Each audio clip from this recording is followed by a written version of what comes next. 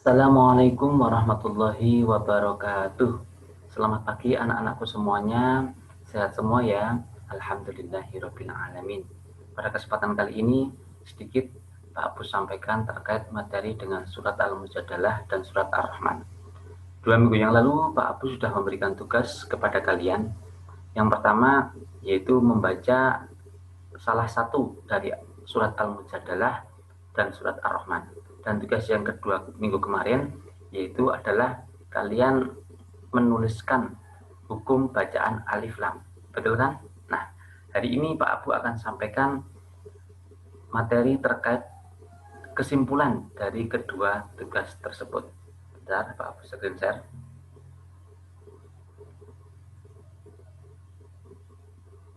Nah, Assalamualaikum warahmatullahi wabarakatuh.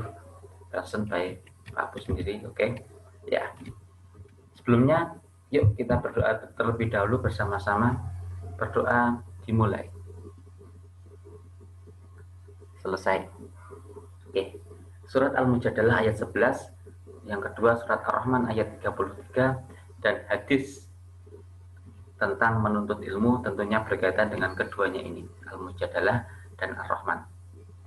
Nah, sebelum kita ke situ, kita ulas balik dulu tugas untuk minggu kemarin, yaitu tentang hukum bacaan alif lam.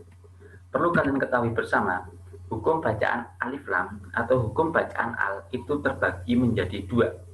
Yang pertama adalah alif lam syamsiah.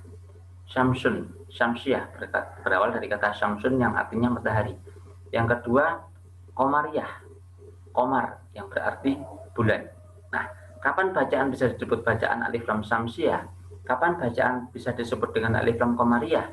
Nah, yang pertama alif lam syamsiah terlebih dahulu, yaitu ketika ada huruf alif dan lam, kemudian diikuti huruf seperti ini, ta, sa, dal, ro, za, shin, sod, dot, to, zo, lam, dan nun, maka hukum bacaannya dinamakan alif lam syamsiah atau al syamsiah. Contohnya bagaimana? Qul a'udzu birabbin nas. Nih, ini adalah huruf alif, ini huruf lam. Huruf setelah alif dan adalah huruf nun. Nah, huruf nun termasuk ke dalam huruf syamsiah. Yang kedua, alhaakumut takatsur. Ini ada alif lam lagi, alif lam. Kemudian setelah huruf alif lam ini adalah huruf ta. Nah, ini ta. Tak masuk ke dalam huruf syamsiah. Masih banyak contoh yang lainnya. Itu ya.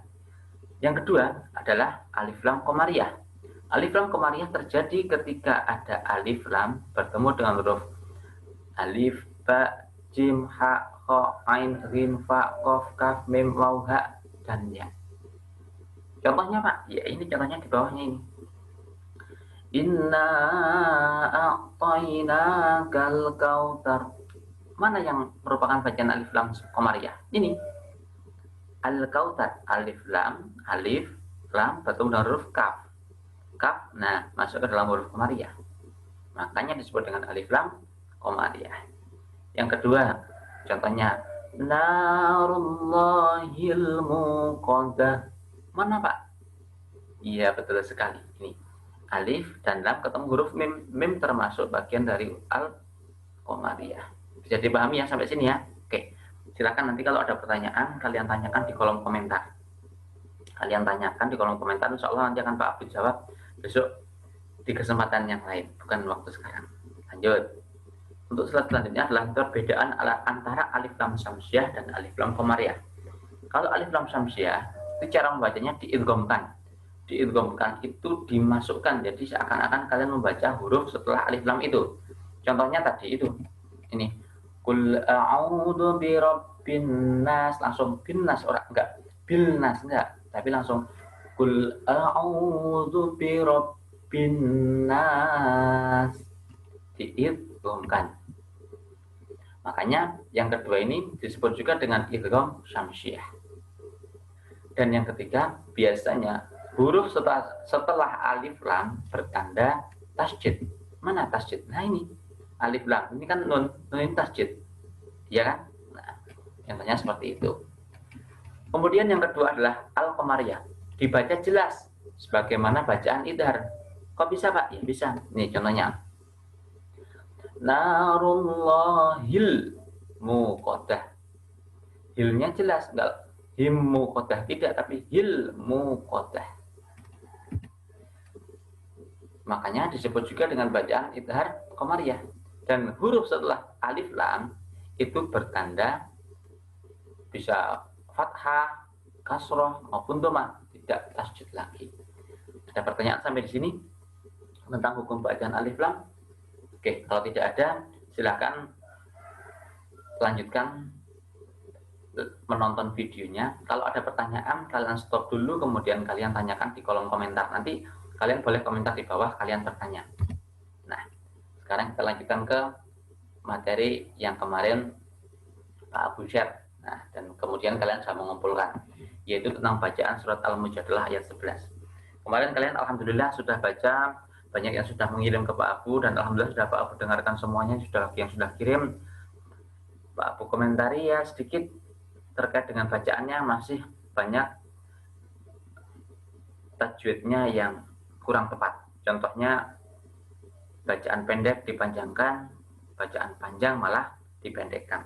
Kemudian di ayat yang wa idza qila suzu fa suzu. Nah, kilang suzu itu kan ada bacaan ifa, tapi kalian bacanya gerendel aja, lurus saja. Ya nggak apa-apa. Alhamdulillah kalian sudah berusaha, sudah mengumpulkan, dan kemarin juga sudah Pak Abu beri contoh. Kurang lebih Bismillahirrahmanirrahim. Ya ayyuhalladzina amanu idza qila lakum tafassahu fil majalis fafsahu yafsahillahu lakum wa idza qila shuzu fanshuzu yarfa'illahu alladhina amanu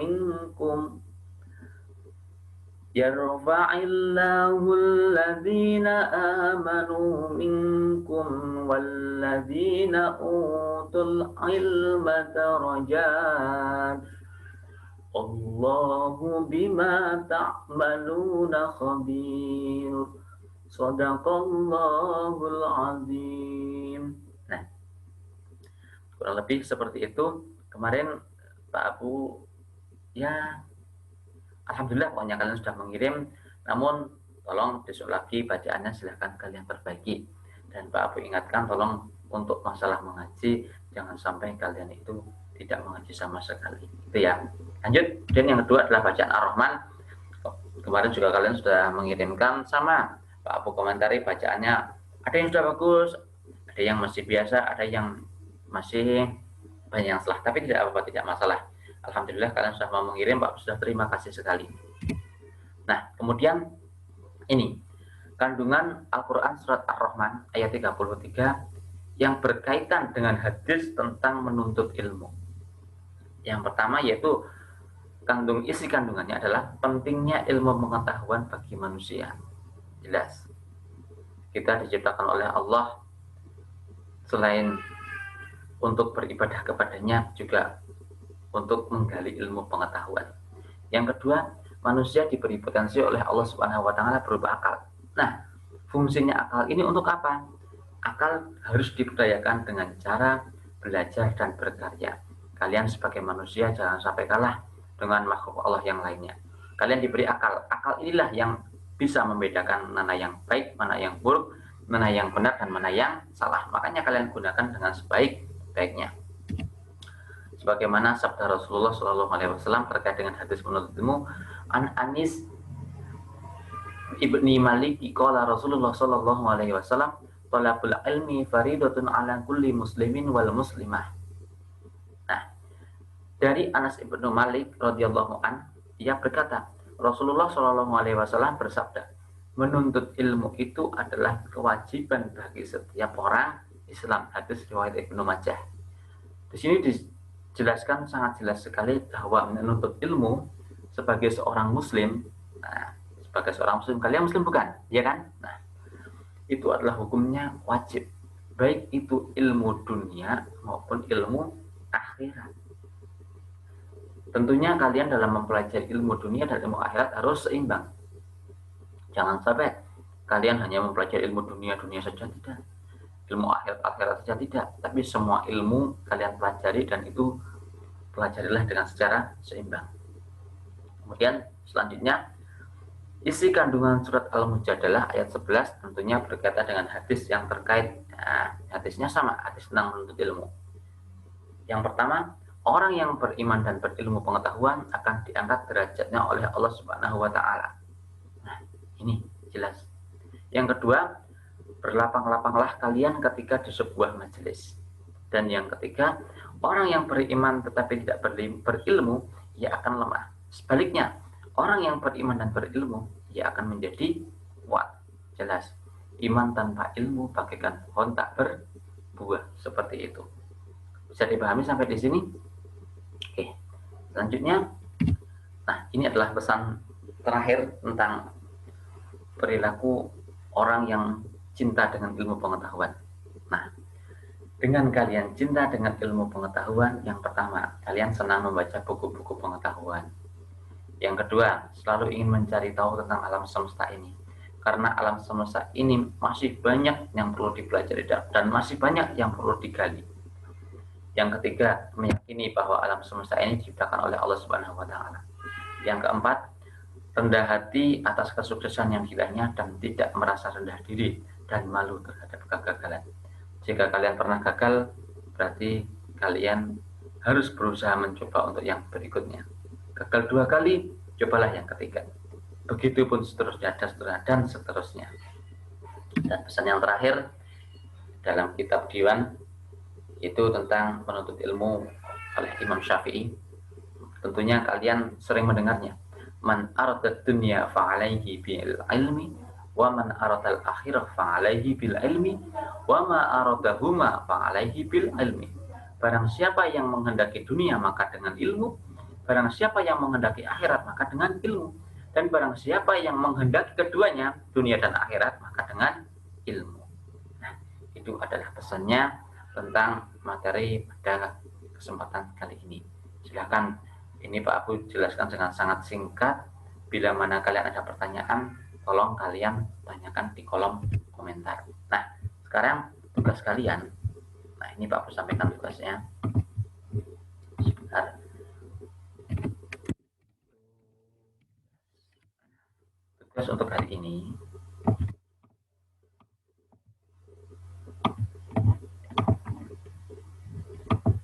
Yang pertama,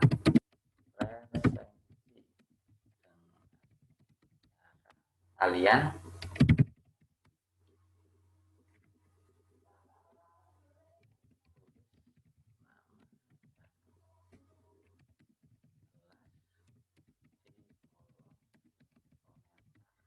tugas pertama, nanti kalian tulis di kolom komentar.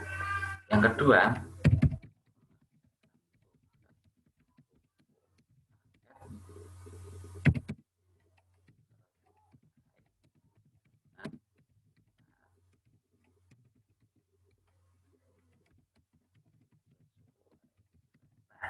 maksudnya gimana?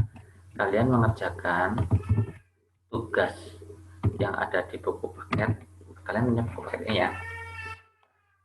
Kalian kerjakan buku paket ini, yaitu tentang itu surat Al-Mujadalah dan surat Ar-Rahman berkaitan dengan hadis menuntut ilmu. Kalian kerjakan halaman 90 sampai dengan 92.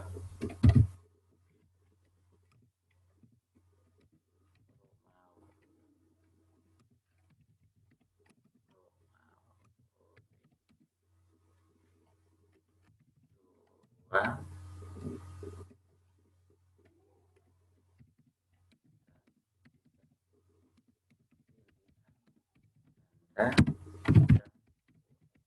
itu kalian kerjakan. Tugasnya kalian kerjakan di buku tulis kalian. Nanti kalau sudah mengerjakan di buku tulis kalian, maka kalian foto. Kemudian setelah kalian foto, kalian jabrikan ke Pak Abu. Jangan lupa ketika kalian menjabrikan ke Pak Abu, kalian beri nama. Sampai di sini paham ya? Nah, dan jangan lupa juga kalian wajib untuk presensi. Cara presensinya nanti kalian tulis nama dan kelas kalian di kolom komentar yang ada di YouTube nanti. Itu saja ya. Dan kalau ada pertanyaan, silahkan nanti kalian tanyakan juga di kolom komentar. Sampai di sini dulu, ada pertanyaan? Kalau ada pertanyaan, nanti silahkan kalian tanyakan saja. Pak Abu akhiri, selamat mengikuti pelajaran selanjutnya, selamat mengerjakan tugas, dan tugasnya tidak Pak Abu batasi hari ini, Pak Abu batasi sampai pertemuan minggu depan. Kalau sampai pertemuan minggu depan kok belum mengerjakan, berarti Pak Abu anggap tidak mengerjakan. Itu ya. Sekian dari Pak Abu. Tetap jaga kesehatan dan jangan lupa bahagia. Assalamualaikum warahmatullahi wabarakatuh.